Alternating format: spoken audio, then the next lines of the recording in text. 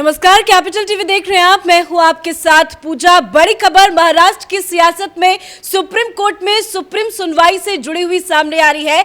आज supreme court में दोनों पक्षों ने अपनी अपनी दलीलें रखी है और सुप्रीम कोर्ट ने इशारों में कह दिया कि ये पूरा जो मामला है वो काफी संवेदनशील है, जिसको लेकर एक बड़ी बेंच की आवश्यकता हो सकती है। उसी के साथ सुप्रीम कोर्ट ने दोनों पक्षों को अपना अपना हलफनामा दाखिल करने को कहा है। और बड़ी अपडेट, बड़ी जानकारी आपको ये दे दे कि अब इस पूरे मामले में अगली सुनवाई 1 अगस्त को होगी। तो आज सुप्रीम कोर्ट में क्या हुआ, इसी के साथ ज्यादा अपडेट के साथ मेरे साथ न्यूज रूम से जुड़े हुए हैं कैपिटल टीवी के editor in chief doctor Manish Kumar. आज सुप्रीम कोर्ट में क्या हुआ?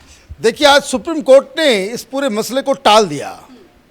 उन्होंने कहा कि देखिए, ये बहुत ही पॉलिटिकली सेंसिटिव मैटर है, इसलिए मुझे नहीं लगता है कि ये 3 जजेस वाले बेंच इसके लिए सफिशिएंट है। इसके लिए और लार्जर बेंच की ज़रूरत है। ये वो सोच रहे हैं, बेंच बना नहीं। उन्होंने मामले को इस तरीके से टाला और जो कैपिटल टीवी के जो दर्शक होंगे वो लगातार मैं इस बात को कह रहा हूँ कि ये मसला ऐसा है कि सुप्रीम कोर्ट इसमें पार्टी नहीं बनना चाहेगी। और आज चीफ जस्टिस ने एग्जैक्ट यही बात उन्होंने कहा कि we don't want to be seen as tilted towards some political party, और इसलिए हम इसको एक बड़े बेंच में डालना चाहते हैं। और इस जो बड़ा बेंच बनेगा उसमें यह भी ध्यान रखा जाएगा कि चीफ जस्टिस उसके हिस्सा नहीं होते हैं, क्योंकि वो रिटायर कर जाएंगे। मतलब प्रोसेस बड़ा लंबा है। किस चीज़ के लिए इतना लंबा हो रहा है? क्योंकि जो आर्गुमेंट जो दिए जा रहे हैं, जो बातें बाकायदा कपिल सिब्बल की तरफ से और मनु सिंघवी साहब की तरफ से, मतलब ये दोनों वकील कांग्रेस पार्टी के बड़े बड़े लीडर, ये उद्धव ठाकरे की पैरवी कर रहे हैं सुप्रीम कोर्ट में। आप ये समझिए कि पॉलिटिक्स का क्या स्तर है कि उद्धव ठाकरे खुद को कहते हैं कि हम तो हिंदुत्ववादी हैं, और एक ऐसे वकील को अपने लिए सुप्रीम कोर्ट में चुनते हैं जिन्होंने आज तक हिंदुत्व के खिलाफ ही कोर्ट के अंदर आवाज़ उठाई है। खैर, ये तो अलग बात हुई। अब दिक्कत क्या है? सुप्रीम कोर्ट ने सीधा सवाल पूछा कि क्या एक पार्टी के अंदर जो माइनॉरिटी है वो मेजॉरिटी के अधिकारों का दमन कर सकता है? ये बड़ा सवाल है कि आप मुख्यमंत्री हैं और आपको अपनी ही पार्टी के अंदर समर्थन नहीं है, तो क्या आप उसके ऊपर बुलडोज कर सकते हैं? ये सवाल इसलिए सेंसिटिव पॉलिटिकली हो जाता है क्योंकि ये आगे चलकर इस केस में जो फैसला आएगा, ये जो परिवारवादी पार्टियां हैं उनको बहुत ज़्यादा चुभने वाली है। क्योंकि मूल सवाल ये है कि जो सुप्रीम कोर्ट जिसको जांचना परखना चाह रही है वो ये कि क्या कोई लीडर मुख्यमंत्री है या अध्यक्ष है, वो पार्टी के मेजॉरिटी व्यू को क्या उसके ऊपर बुलडोजर चला सकता है, हाँ या नहीं। और इसलिए ये तमाम चीज़ें जो हो रही है, आज उद्धव ठाकरे को समझ में आ गया होगा कि इनकी नैया डूब गई। एक तरफ लोकसभा के अंदर झटका लग गया, वो चले गए। 12 सांसद लोकसभा स्पीकर के सामने खड़े हो गए। उन्होंने कहा कि हम ओरिजिनल, मैं हूँ शिवसेना।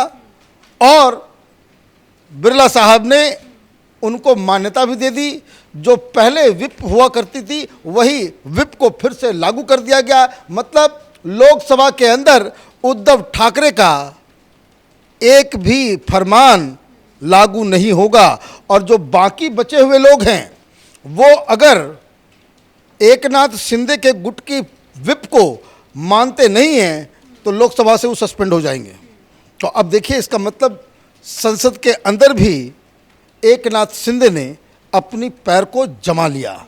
और इसलिए इस सुनवाई के दौरान लगातार मनु सिंघवी और कपिल सिब्बल स्टेटस को की बात कर रहे थे कि स्टेटस को लगा दिया जाए, कोई परिवर्तन किसी चीज़ में ना हो। सुप्रीम कोर्ट ने इस चीज़ को इग्नोर कर दिया। भाई, जो प्रोसेसेस है वो तो चलेगा ही। यहाँ सवाल कुछ और है। सवाल बहुत ही सिंपल है कि क्या पार्टी के अंदर कुछ लोग अगर ये तय कर लेते हैं कि इस तरीके से होना चाहिए, तो वो क्या जायज़ है? क्या आप मेजॉरिटी के ऊपर आप बुलडोज कर सकते हो? तो ये एक बड़ा सवाल। और भी कई सारी इंटरेस्टिंग चीज़ हुई। दिक्कत क्या हुआ कि इधर से जो वकील हैं वो इन सब के ऊपर सावा शेर पड़े हुए हैं।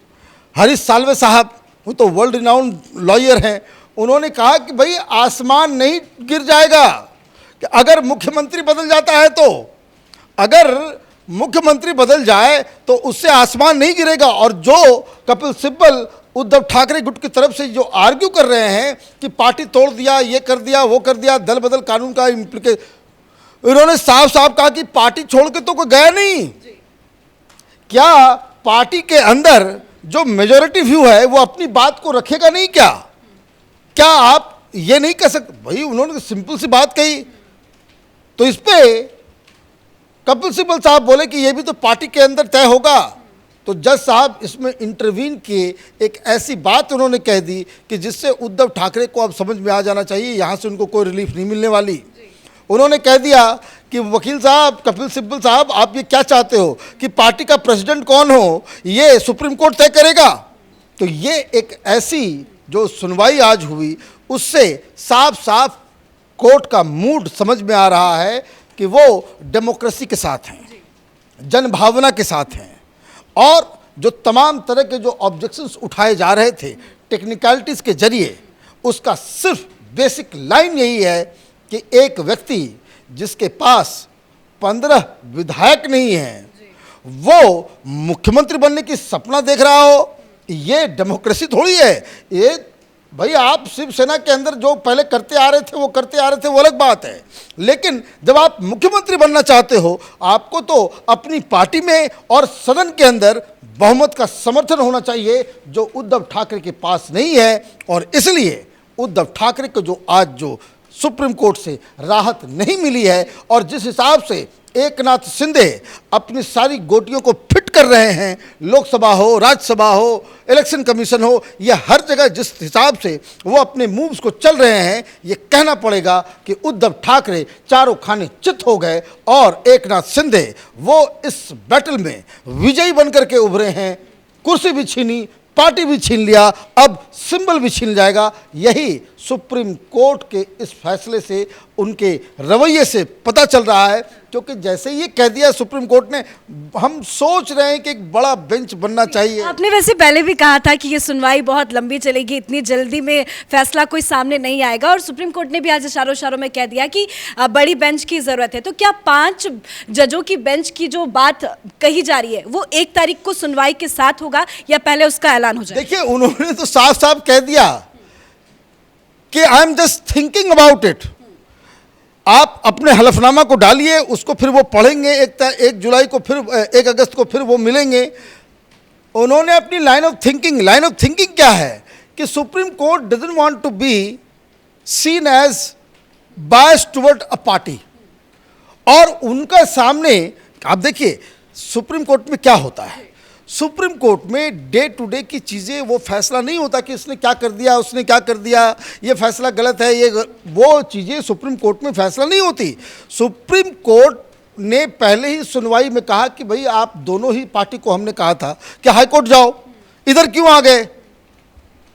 तो उसका मतलब ये है कि जब कोई भी कानून है जिसका इंटरप्रिटेशन का, जिसके एप्लीकेशन में कोई दिक्कत हो रही है, तो संवैधानिक स्थिति क्या होनी चाहिए, सुप्रीम कोर्ट उस आधार पे फैसला करता है। वो ये नहीं कि भाई आपने ये कर दिया, आपने वो कर दिया। वो छोटी मोटी चीज़ों के लिए वो अलग अलग कोर्ट्स हैं, जहां संविधान के इंटरप्रिटेशन, उसके एप्लीकेशन को लेकर के कोई दुविधा खड़ी होती है, वो केसेस सीधे सुप्रीम कोर्ट में आता है। और सुप्रीम कोर्ट ने अपने लिए जो मूट सवाल, जो यक्ष प्रश्न कि इसके लिए 5 जजों वाली बेंच की आवश्यकता है, वो ये सवाल है कि क्या एक पार्टी का लीडर, वो पार्टी के अंदर की माइनॉरिटी मेजॉरिटी के ऊपर अपने डिसीजंस को लाद सकती है या नहीं। ये प्रावधान, इस तरह की चीज़ें दल बदल कानून में नहीं है। इसलिए इस कानून को ज़्यादा रिफाइन करने के लिए सुप्रीम कोर्ट का इंटरवेंशन की आवश्यकता है कि अगर कोई पार्टी है, पार्टी का कोई लीडर है, वो मुख्यमंत्री है, लेकिन पार्टी के अंदर ही उसने अपनी बहुमत खो दी है, ज़्यादातर लोग उस मुख्यमंत्री को बदलना चाहते हैं, तो क्या ऐसी स्थिति में जो majority with in the party है वो इस मुख्यमंत्री को हटा सकता है, हाँ या नहीं? और अगर हाँ तो इसका मतलब ये है कि सुप्रीम कोर्ट का जो फैसला होगा वो दल बदल कानून के अंदर एक बहुत बड़ा चेंज, एक नई प्रक्रिया उससे शुरू हो जाएगी। इसका सीधे सीधा इम्पैक्ट वो अखिलेश यादव, तेजस्वी यादव, इस तरह की पार्टियां जो परिवारवादी पार्टियां होती हैं, जहां लोग बिल्कुल घुटन से तो महसूस करते हैं, लेकिन चूंकि पार्टी के ऊपर उनका अख्तियार नहीं होता, जैसे घुटन महसूस हो रहा था शिव सैनिकों को, शिवसेना के लोगों को, अब वो कहाँ जाएं? तो उन्होंने विद्रोह कर दिया। लेकिन एक जो स्मार्टनेस जो एकनाथ शिंदे और उसकी लीगल टीम ने कहा कि कभी अपनी जुबान से कहना ही मत कि हम शिवसेना को छोड़ के जा रहे हैं। जब पार्टी कोई छोड़ी ही नहीं, दल बदला ही नहीं, दल को त्याग ही नहीं किया, तो फिर ये कानून अप्लाई कैसे होगा? लेकिन कपिल सिब्बल तो अपनी दलीलों में ये कह रहे हैं कि ऐसे तो किसी भी दूसरे राज्य की सरकारों को भी गिराया जा सकता है, ये तरीका गलत है, चुनी हुई सरकार है, और जिस तरह से महाराष्ट्र में संकट है उसको उन्होंने लोकतांत्रिक खतरा भी बताया है। देखिए, कपिल सिब्बल साहब के साथ दिक्कत क्या है कि वो भाषण देने में एक्सपर्ट हैं। वो हर चीज़ में कहते हैं कि प्रजातंत्र खतरे में है, संविधान खतरे में है, सब कुछ है। उन्होंने जो शब्द का इस्तेमाल किया कि मैंडेट का क्या होगा, भाई मैंडेट क्या है? मैंडेट था क्या? जनता 5 साल में मैंडेट देती है। कपिल सिब्बल साहब हर 2 महीने में उसको इंटरप्रिटेशन मत क्या करें।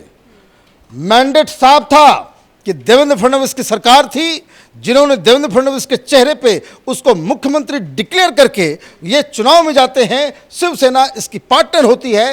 ये लोग देवेंद्र फडणवीस और मोदी की तस्वीर लगा करके, ये तमाम लोग जो आज एकनाथ शिंदे के साथ हैं, उन्होंने वोट मांगे। जनता ने उन्हें इसलिए आशीर्वाद दिया क्योंकि इस इलेक्शन में जो नारा था वो नारा ये था कि केंद्र में नरेंद्र और महाराष्ट्र में देवेंद्र।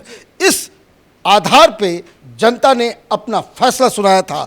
अब कपिल सिब्बल को लग रहा है कि फैसला कुछ और हुआ था, कि महाराष्ट्र की जनता ने पीछे के रास्ते से उनकी पार्टी कांग्रेस पार्टी और एनसीपी को पिछले दरवाजे से घुसा करके मातोश्री में बिठा करके सरकार बनाने का मैंडेट दिया था। तो ये तो पता नहीं, जज साहब के सामने उनको ये कहना चाहिए कि भाई मैंडेट जो है वो कांग्रेस पार्टी, एनसीपी और उद्धव ठाकरे के लिए था। तब ये फैसला क्या होगा ये उनको अच्छी तरह से पता है। धन्यवाद अपडेट के लिए। तो कुल मिलाकर आज सुप्रीम कोर्ट से उद्धव ठाकरे को बड़ा झटका लगा है, और एकनाथ शिंदे जिस तरह से लगातार सरकार के साथ फैसले ले रहे हैं वो फैसले लेते रहेंगे। साथ ही 16 विधायकों की अयोग्यता वालों पे भी कोई फैसला नहीं सामने आया है। अब अगली सुनवाई 1 तारीख को होगी। इस बड़ी खबर में मेरे साथ फिलहाल इतना ही। कैमरा पर्सन अशोक के साथ मैं पूजा, कैपिटल टीवी।